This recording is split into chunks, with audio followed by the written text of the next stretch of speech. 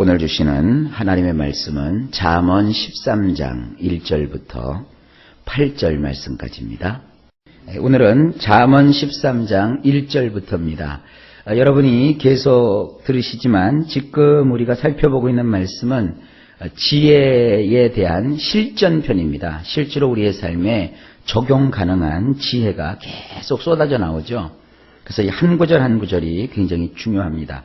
시간이 그렇고 또 이 분량이 그래서 우리가 여러 구절들을 쭉쭉 그냥 새벽에 거침없이 살펴보고 있는데, 사실은 이 지혜의 실전편은 한 구절 한 구절이 사실은 책으로 쓰면 한 권 한 권입니다. 그래서 이 하나님의 말씀의 윤곽만 여러분들이 새벽 시간에 파악을 하고 실지의 삶에서 이 말씀을 충분히 체험할 수 있기를 주님의 이름으로 축복합니다. 자, 1절을 보시면 지혜로운 아들은 아비의 훈계를 들으나 거만한 자는 꾸지람을 즐겨 듣지 아니하느니라. 원문은 이렇습니다. 지혜 있는 아들은 아버지의 훈육을 받아들이지만 비웃는 자는 꾸중을 귀 기울여 듣지 아니하느니라. 아들이 있는데 그 아들이 참 지혜로워요. 그러면 그 지혜로운 아들은 누구냐? 뭐 좋은 학교를 다니고 또 무슨 굉장한 지식을 가지고 또 지능이 높고, 그게 아닙니다.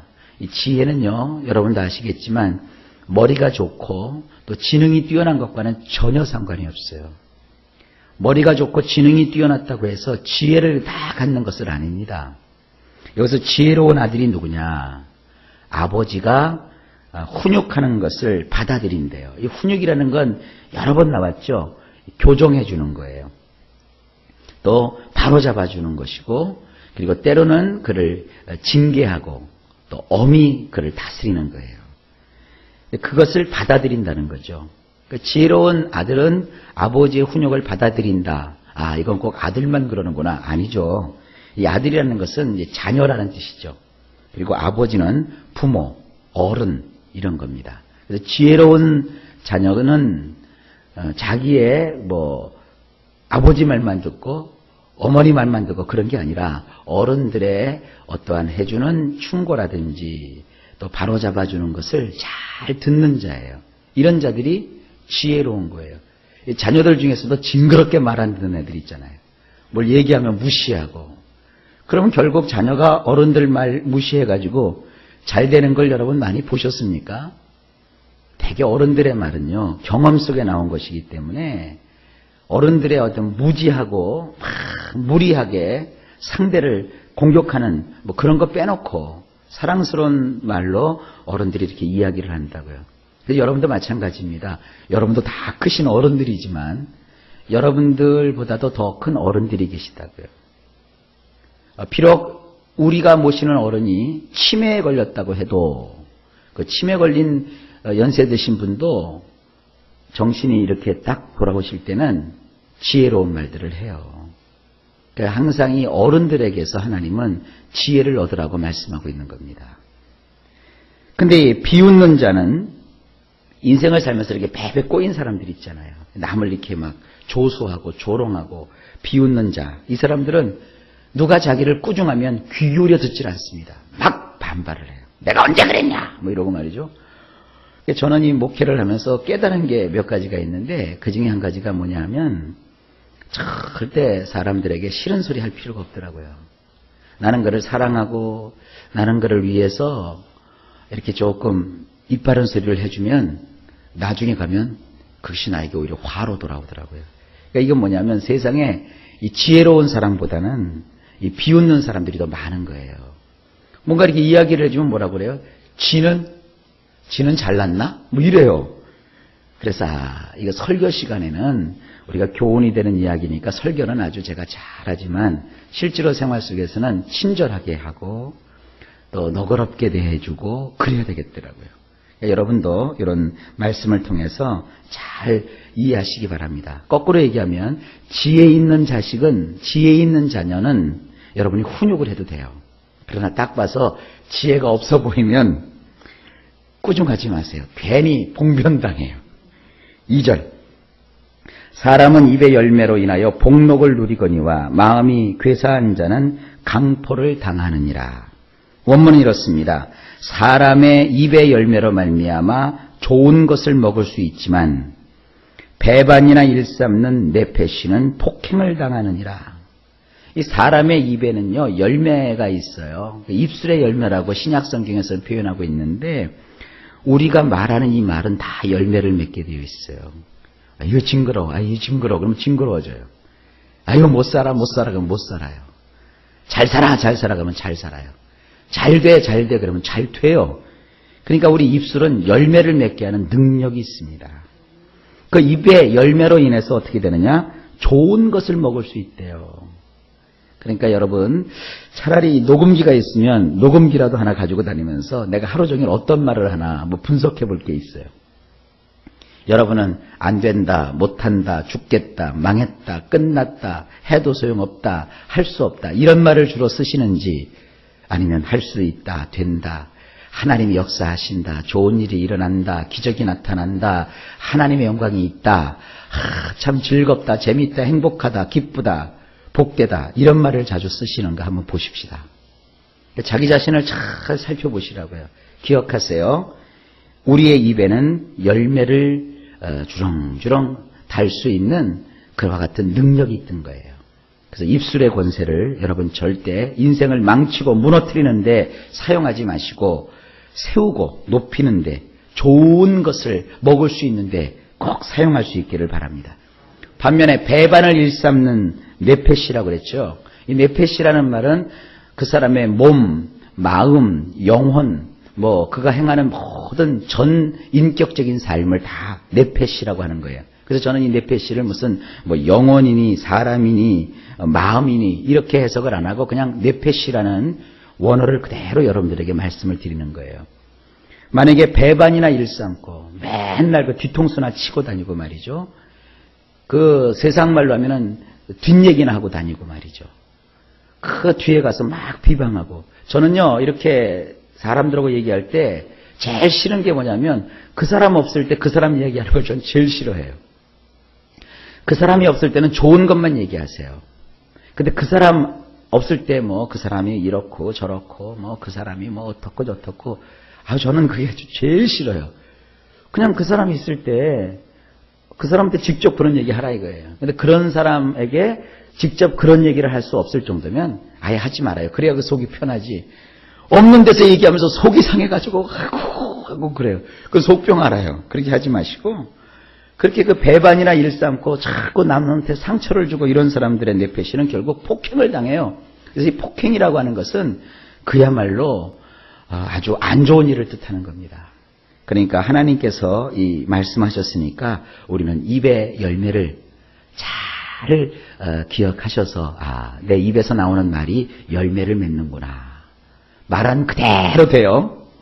죽겠다고 하면 죽어요. 살겠다면 살아요. 할렐루야. 3절.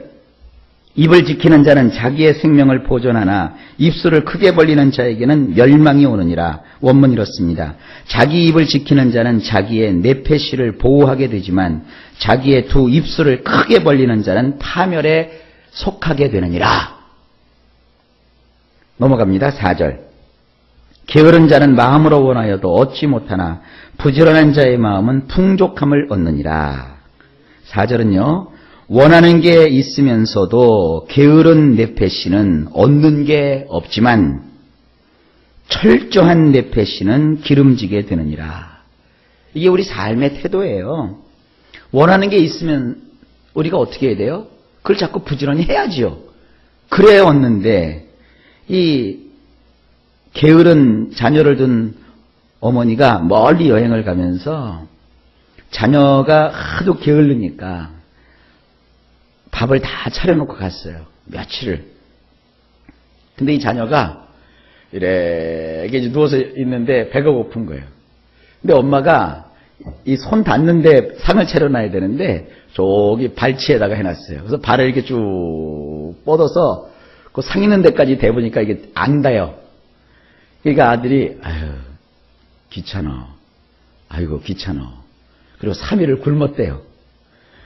그러니까 3일 만에 엄마가 와보니까 그 차려놓은 밥상에 올려놓은 반찬 밥 다 쉬고 썩고 냄새나고 파리가 끼고 아이는 거기에 누워가지고 아이고 배고파 이러고 있는 거예요.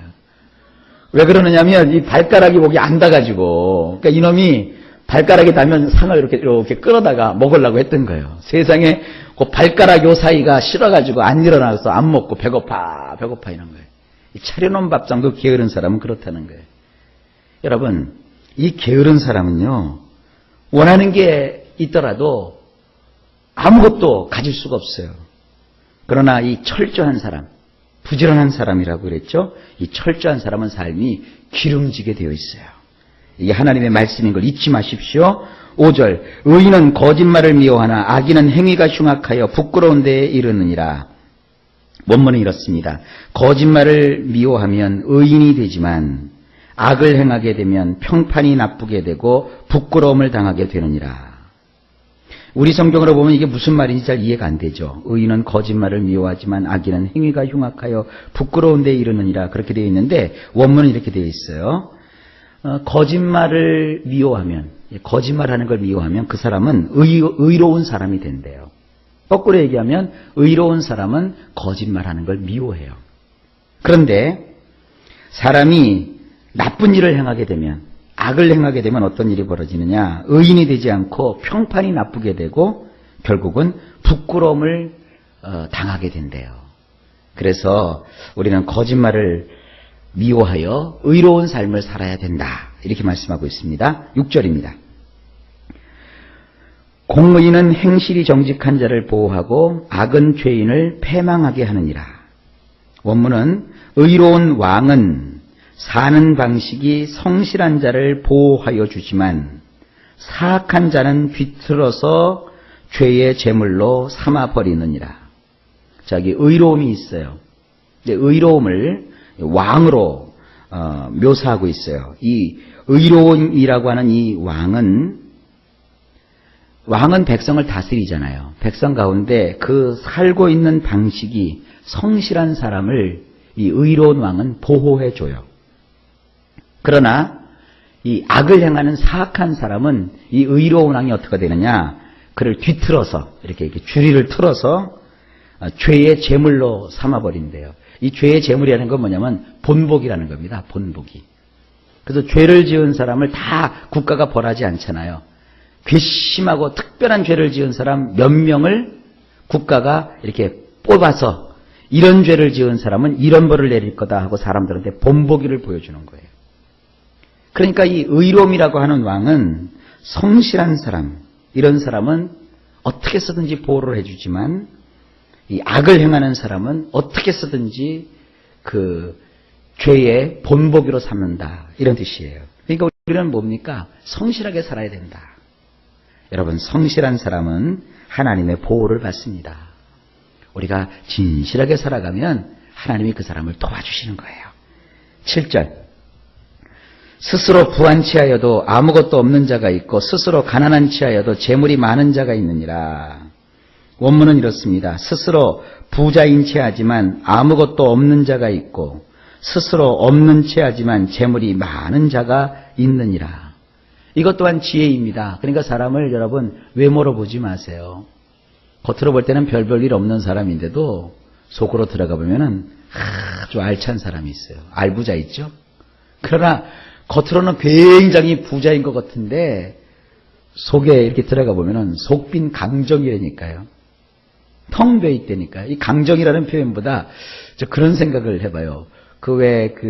겨울 돼가지고 김장할 때 겉보기에는 아주 훌륭한 무인데 무를 갖다가 석 잘라보니까 속이 텅 비어 있어요. 이거 얼마나 황당하겠어요.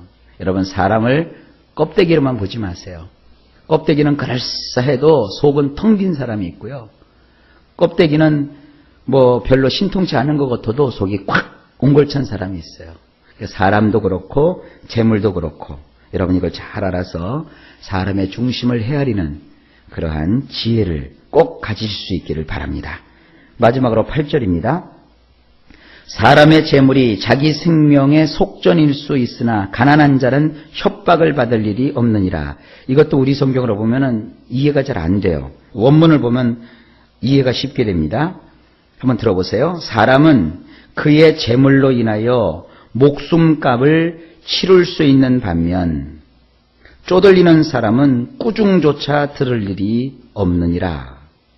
자, 사람은요, 이 재물이 그래서 중요한 거예요. 세상 살아가는 동안에 이 재물은요, 꼭 필요한 겁니다. 그 예수님을 믿는 사람들은 자꾸 이 세상에 대해서 부정적으로 우리 성경이 많이 얘기하잖아요. 세상을 사랑하지 말라. 또 세상에 너희가 속하지 아니했다. 이 말씀을 오해해서 세상에서 가난하게 살아야 되는구나. 없이 살아야 되는구나. 그러면 안 돼요. 이 세상에서는 반드시 돈의 가치가 있는 거예요. 돈이 있어야 되고요. 재물이 있어야 되고요. 재산이 있어야 돼요. 그것이 있으면 목숨을 건져야 될 그 순간에 그 재물이 그 사람의 목숨을 건져줄 수 있는 그런 역할을 하는 거예요. 그러나 이 쪼들리게 사는 사람들이 있잖아요. 네, 없이 사는 사람. 그냥 간당 그냥 뭐 남의 거 맨날 빚내서 살아가는 이런 사람은 여기 꾸중조차 들을 일이 없대요. 그러니까 가난하게 사는 게 좋은 거구나. 이렇게 생각하면 안 돼요. 아무것도 없으니까 아무도 그 사람을 관여를 안 해요. 상관도 안 해요. 그러니까 없이 살면 어떻게 돼요? 이 세상에서 무시당한다니까요. 그 사람에 대해서 이렇게 저렇게 얘기할 사람도 없어요. 여러분, 이런 얘기하면 조금 사람을 좀 깎아내리는지 모르겠지만 노숙하시는 분들, 여러분 이렇게 뭐 역전이나 이런 데 가면 노숙하는 사람들이 있잖아요. 제가 새벽에 기차 탈 때도 있고 또 밤중 늦게 기차에서 내릴 때가 있다고요. 보면은 그 노숙하는 분들 보면 참 뭐로 말로 표현할 수가 없어요. 그 추운 날도 말이죠. 이렇게 그냥 아무것도 신문지 한 장 깔아놓고 그 위에 그냥 거적대기 하나 걸치고 이렇게 자고 먹는 것도 그렇고 씻지도 않고 온통 그냥 뭐 온몸에 막 부스럼투성이고 마치 사람이 집에서 키우는 강아지보다도 못한 그런 삶을 그들이 거기서 연명하고 있는 거예요. 근데 지나가는 사람이 그들을 아무도 관심을 갖지 않아요. 그 사람들 때로는 막 싸우기도 하고요. 막 뭐라고 세상을 향해서 이야기도 하지만 아무도 그 사람 이야기를 들으려고 하지를 않아요. 제가요, 지난주에 그 영등포역을 나가면서 아주 희한한 걸 봤어요. 그 지역방송국에서 무슨 불우이웃 돕기 그 방송을 하더라고요. 생방송을 하는데 그 영등포구 일대에 좀 돈 있는 사람들이 이렇게 가지고 나와서 기부를 하는 그런 거예요. 테레비, 지역방송에서 테레비로 찍고, 그러니까 거기 이렇게 테레비 세트장이 만들어지고, 뭐 기부금 받는 그 배열이 서고, 그리고 그 주변에 청원경찰들이 동원이 돼서 다 거기를 지키는데요. 그거 기부금 받는 장소가 뭐냐면 노숙자들의 침소요. 근데 그날 참 불쌍한 게 그 청원경찰들이 와서 제일 먼저 누구를 쫓아내느냐? 노숙자들부터 다 쫓아내요. 근데 그 기부의 명목이 뭐냐? 불우이웃 돕기요. 나 그걸 보면서 야, 참 이게 뭔가 싶어요. 그러니까 불우이웃들은 거기서 다 방송에 방해된다고 다 쫓아내고 접근도 못하게 하고 와서 행패 부릴까 봐 카메라에 근처도 못 가게 하고 청원경찰들이 딱 지키고 아주 그냥 핸섬하게 깔끔하게 차려입은 돈 많은 부자들은 이제 방송하기 위해서, 이 서민들은요 방송한다고 줄 서도요 방송국 이렇게 찍지도 않아요. 소위 그래도 무슨 뭐 장자 들어가는 사람들만 다 양복 빼입고 와갖고는 카메라 앞에 서서 내가 이걸 기부합니다 이래요. 저 돈을 저들이 기부하면 저게 누구한테 가는가. 근데 실제로 그 도움을 절실히 필요로 하고 있는 불우이웃들은 거기 노숙자들인데 노숙자들은 그 자리에서 다 그날은 쫓아내요. 그러니까 노숙자들이 다니면서 막 그 주변에서 그냥 쌍소리들을 막 해요. 에이씨 하고 이러고 다녀요. 바로 그런 거예요. 여러분, 재물이 있으면 목숨이 위태로울 때 그 목숨값을 치룰 수도 있지만 쪼들리게 사는 사람은 꾸중조차 들을 일이 없대요. 무시를 받을 수밖에 없다는 겁니다. 그러니까 뭐예요? 기도해서 이 세상 살아가는 동안에 부유하게 사는 것도 지혜예요. 그렇게 되시길 주의 이름으로 축복합니다. 기도합시다.